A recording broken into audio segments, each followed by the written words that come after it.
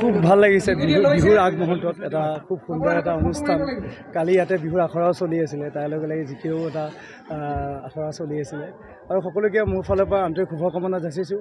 সদৌ অসম গৰিয়া পৰিষদলৈ তেওঁলোকে ইমান সুন্দৰ এটা পদক্ষেপ কম সময়ৰ ভিতৰত লৈছে যিখিনি গাঁও হওক তাতে সকলোৱে মই যিমানখিনি পাৰোঁ মই চেষ্টা কৰিছোঁ মোৰ ফালৰ পৰা গীতটি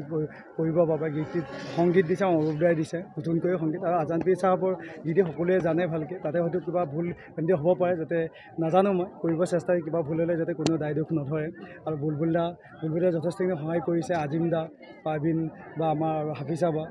সকলোৱে বৰ ধুনীয়াকৈ সহযোগ কৰাৰ ক্ষেত্ৰত আমি আজিৰ যি অনুষ্ঠানটো সম্ভৱ হৈ উঠিছে আৰু আপোনালোক সকলোকেও ধন্যবাদ জনাইছোঁ আপোনালোকে ইমান ধুনীয়াকৈ এই অনুষ্ঠানটি ইমান ধুনীয়াকৈ আপোনালোকে আমাক সহযোগ কৰিছে আমাক এই অনুষ্ঠানটো কৰাৰ ক্ষেত্ৰত লগতে সমূহ দল সংগঠনৰ লগত সমূহ জনগোষ্ঠীখনৰ